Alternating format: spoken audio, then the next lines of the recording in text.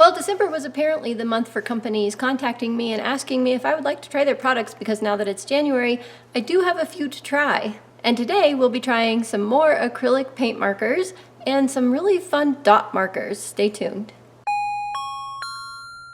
The company Chalkola contacted me and their email was just so darn sweet. Like, so sweet. They're like, I don't want to interfere with your creative process, but we would love if you would try our products. We're a family-run business. Any promotion will help, whether it's unboxing, just showing your finished work, whatever. We're happy. And how could you say no to that? Oh man, they're so darn sweet, and every interaction with them has been awesome. So let's get right into the products they sent me. They didn't pay me to do this, they just sent me these particular products for free, and I'm very excited to try them out. I love trying new products, and I especially love acrylic paint markers. You guys know that from the very last video I just put up, so you can check that out over there. Stop talking, start playing. Let's get into it. Here's the box they sent me. Isn't it nice and big? Okay. Getting ahead of myself here. Let's see what's inside. I opened the tape so that we wouldn't have to do that together. And we have 30 acrylic paint markers. Okay, these are 1 millimeter extra fine tip, so that will be fun and unique. Different than the last video, so that is going to be good. And then this one is so much fun. They let me choose from their website, at least for things that they had a high stock of. And I wanted to try these dot markers. And it comes with an activity book, so I think this probably would be great for kids. Oh look, it's slightly broken into. I did not do that. So I think we'll do these first because we just worked with acrylic markers. I will be using those in this video, however. But let's start with this dot marker with shimmer. You guys know how I love my shimmer lately. Been trying the Paul Rubens glitter paper, and I don't know, I like shimmer. In we go. Okay, that wasn't too bad. Oh, that's a big activity book. You guys see that? Ugh. These look like way too much fun. Oh, here's the back of the box, by the way. Fun for kids. Are you kidding? Fun for adults. Just a kid at heart, right? We have 8 colors, 8 shimmers, 40 activities. Sweet. Look up how much this is and put it on the screen for you. Relatively simple activities. So we should try 1 or 2 of these, see what they look like, and then maybe try doing some of our own artwork. That could be fun. I think we should do this chameleon here. And these are perforated, so we can take them out. I wonder if we should. I wonder if the paint will go through. I think we're gonna try and leave it in the coloring book for now, and then see what happens. So this is the closest we get to green. Let's give him like a yellow spine, greenish body, maybe brown on the bottom. We'll just use all of these. I wonder if we have to shake them. I should probably read the directions. Shake well with cap on and upright. Press the tip to and fro. To and fro a few times to quickly get the ink flowing. Recap tightly after use and store in horizontal position and push it down when you need extra ink. So I would say that this is very much just like an acrylic marker, except it's in dot form. When the ink doesn't wipe off in the first wash, don't panic. They have water-based, non-toxic, washable ink, and they will not stain your child's hands or clothes, or your own. The ink will eventually come off after 1 or 2 washes. Perfect. Shake the markers before using. Because of the weight of the shimmer inside the ink, they're always going to settle. Shaking allows the shimmer to properly mix with the ink. Let's do that yellow. Whoa, the lid just came off all on its own. Did I unscrew that because I was about to use it? I don't know, I don't remember. I'd have to go rewind my video to find out. So we're shaking. We'll get this that we used from the other day for the other acrylic markers and prime it. Ooh, oh, that was easy. Sweet. Is it shimmery? You can tell with all the other inks there. Yes, it is shimmery. Reminds me of the Paul Rubens glitter paper. How fun was that? Can't wait to use that some more. Okay. So then we just dot on our little guy. Oh, kind of scared. Boop. That was easy. I'm not exactly like being super careful in trying to stay in the lines or even try and line up what I'm doing, but that was easy. And the green, did I say green? Yeah, we'll do green. Activate it. Oh, this one's not quite as quick as the other one. That is not the green I expected. Do we still want to use it is the question. I would say yes. And there, and there. And I want the brown on the bottom. So what I can say already is that it would be really fun instead of dot markers if they did these in rectangle or square markers. Oops, that one really bled everywhere. Don't press too hard apparently. Because if you had rectangle or square things, then you could get right next to the previous dot. Basically, you would be like filling in the dots as if it were pixels. Let's look at the back side of this. Actually, let's look at the sheen first. The sheen is showing up pretty decently in the yellow and the brown. Oh yeah, there we go. I was gonna say I don't see it much in that green, but now I do. Just have to hold it at a certain angle. Did it come through? Ooh, yes, it came through. Dang it. Like barely. Definitely put a piece of wax paper or scrap paper in between these, or tear it out at the perforation to use it. So now the question is, how do you color the rest of this?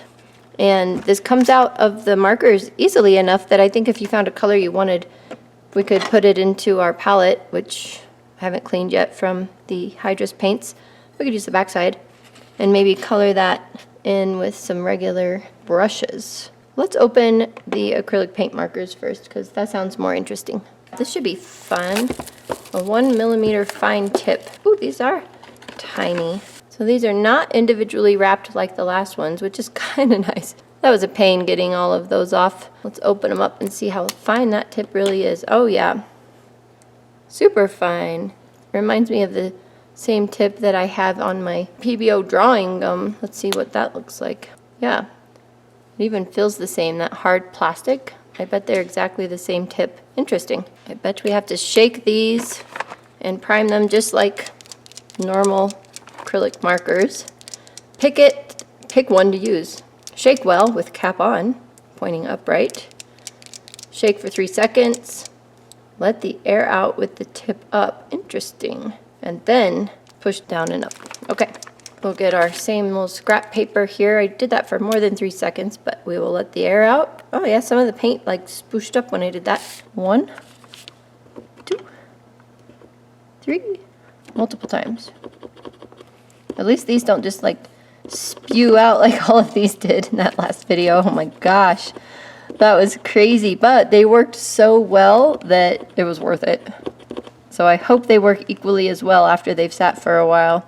I will try that out on this channel later. Okay, there we go. Oh dear, these are nice. Oh, that's sheeny shiny, and I did sheeny shiny, my new word phrase. It does have metallic, so I must have pulled out a metallic sky blue, I bet. Where's the name? I see no name. That makes me sad. How nice would this be if it actually had a name on it to match this? 1, 2, 3, a bazillion. I do love that these are more subtle in getting their ink out. It's quite a bit less scary. All right, so is this a metallic? Yes, it is, and it is beautiful. Okay, cool. So we actually chose the right metallic blues at least. I'm going to test these others and make sure they're metallic because I'd like to keep the metallics in a slightly separate location than the rest of them so that I don't accidentally grab them thinking they're regular colors. I've put them in the order that I think they should go in. I'm pretty sure I think. I'm pretty sure I think. That makes no sense. But anyway, I think these are the metallics. We will double check. So I've brought out this B sketchbook. I have not used this in a very long time. I do have a video on my channel where I painted this cover. However, I think it's too bright for me now. I want more muted colors. I'll be redoing that eventually. But anyway, I'll link that video over there so you can see what the sketchbook actually was before I covered over what it says it is. Anyway, I started this, or had it, in 2015. I'm not very good with sketchbooks. Did this in November of 2020. I did a few things with the Joanna Basford's Inky Art School here and here. Tested Derwent Aquatones. These are all videos on my channel. If I remember, I'll link them in the description box, but they'll be in the corner as long as I don't run out of links. This was fun, Derwent Aquatone. They don't actually make them anymore. They are an extinct art product, but you can get them on eBay. Sometimes new, sometimes used. They're really fun. So I did that. Anyway, I'm going to use this sketchbook because I love this sketchbook. Like, it haunts my dreams. No, I always think of this sketchbook when I think of wanting and needing to use a sketchbook. And so I thought I would swatch these up there. Now there are fluorescents as well as these metallics. And I could tell most of the fluorescence, but if you take the fluorescent red out, then you have no reds in the set at all, other than this deep magenta. I just incorporated the fluorescents back into the lineup. I had them separated, then I'm like, no, I kind of need them in here. So I put this fluorescent yellow actually with the greens, and that is the fluorescent green.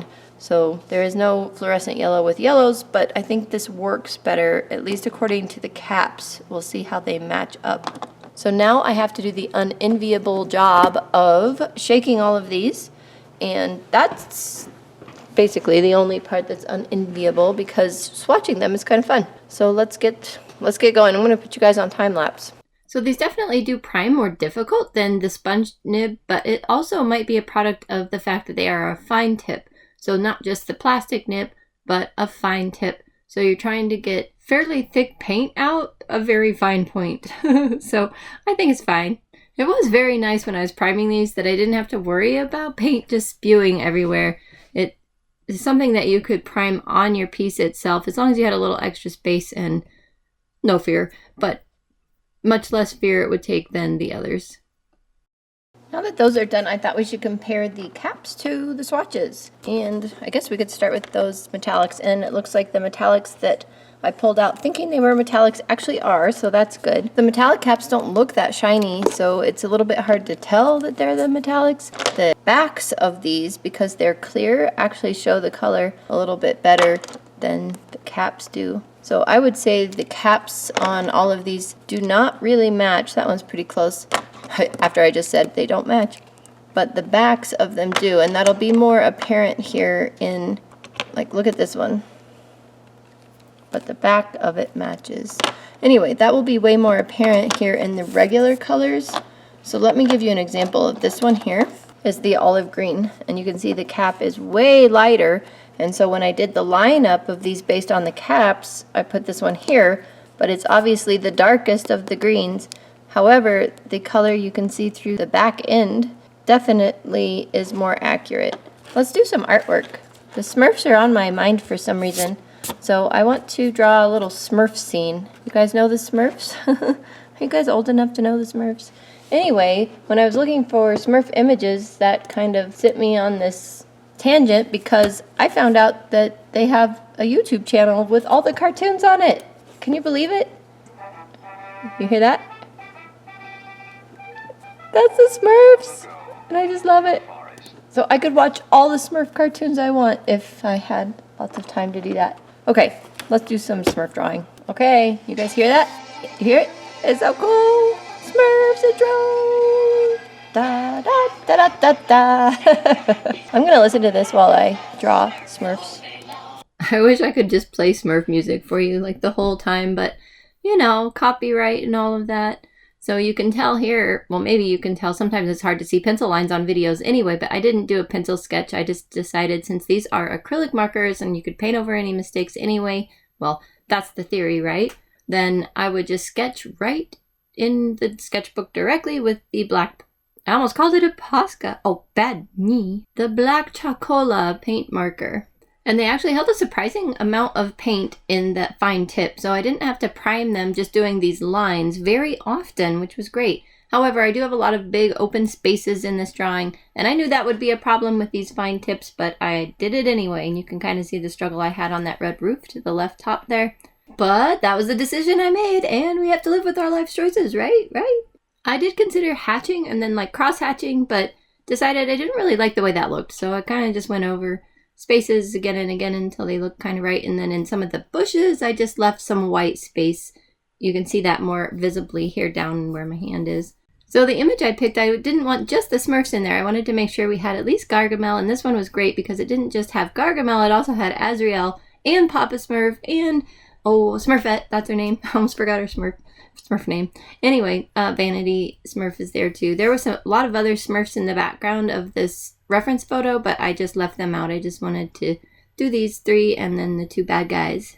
And while the white in this seemed pretty opaque, especially with 2 layers, the yellow not so much. So you might have to do 2 or 3 layers to get that yellow to be opaque. The only color I was missing that I think I could use is a gray, but that's all right. It's not too big of a deal. Bigger spaces were challenging, but these can still do it. You just have to be patient. The plastic tips obviously are a little trickier for coloring in big spaces like that. So everywhere I had fine lines worked perfectly good.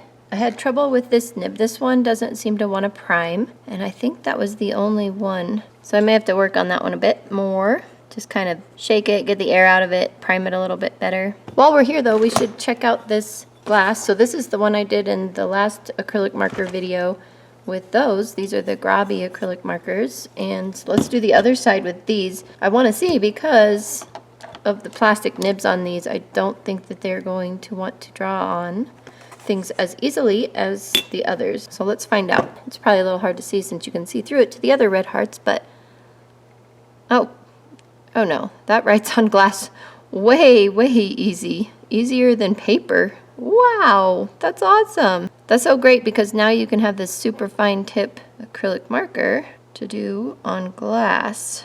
I got the comment on the last video that you can actually seal this with Mod Podge, and I actually have Mod Podge somewhere. So I'll seal it, and then it's supposed to be dishwasher safe or something. It's probably not going to be dishwasher safe for a lot of loads. I don't know, but I'll try it. I'll seal this with Mod Podge. I don't think I have time before I leave for my trip, but I'll seal it afterwards and we'll test that out. We'd used yellow over here, so we might as well use yellow over here and see what happens. Wow, that's easy. I really thought it would scratch the paint underneath off, and I didn't think it would work on glass very well at all because of the plastic nibs, but the paint just flows so much easier on this really smooth surface. Get out your other markers with the thicker nibs for doing your drawing spaces and pull these out when you need that fine line. And don't use very rough paper with these. That would be my recommendation. There we have it. That worked nicely. Oh, I'm supposed to get wood too, aren't I? I think my little piece of wood from the last video is still hanging out here somewhere. Yes, it is. See how that works, because this is very rough. It works. It actually works better than I expected. It might be better to use these plastic nibs on a rough surface like this, because they're going to hold up better than a spongy nib would. Let's do some dots. Should we do like, I don't know, this is so rough. I doubt we can get anything too complicated. Maybe like a heart. Oh, beautiful. Oh, it works great. You get that lovely bleed. That is really rough. Rough wood, but these work on it. There you have it. Only get these if you have a need for a lot of fine tips. Otherwise, I would buy the ones in the last video. This here is one of the artworks or activities in the book for these, and I'll put the scrap paper under this time. So the American flag is red, white, and blue, obviously, and we don't have a white in these dot markers.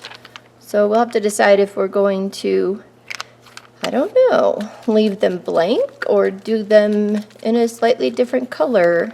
But I figured we should try this one more time. Oh, that red is quite orange actually, but let's see. Very juicy this one is, so don't press down too hard while you're using it, I would say. That would be pretty boring if that was all you could do. So let's do maybe the silver for the white. I actually really like that silver there. The problem that we run into now is that if you're going to actually color the rest of this in, you can't do it with these. And so you either need to mix them with their acrylic markers or get them another marker set. Or what I'm going to try here is, this is just the ceramic palette I have the P.H. Martin stuff in. I just tipped it upside down because it's actually ceramic on this side. I shook this up and I'm just going to splash some paint out here. I don't know if that's enough, but it's a little hard to tell. And I grabbed an acrylic brush, one that I use for acrylics, and we'll just see if we can use a brush with this, and if that works, then I would suggest getting an acrylic brush along with this set and some kind of, I think I'd use a paper plate for that matter, but it would be kind of fun if you were giving this as a gift to somebody to have the little acrylic platter. It doesn't have to be this thing, although I think this is only $11 or so. I can't remember. I just linked it in one of my previous videos, and I'll link it in this one, but it's not that expensive. So the paint soaks into this paper quite a bit, so when you're painting with it, it's not quite as easy, I guess. for the paper than when you're just pushing down using it as the regular dot marker that it is.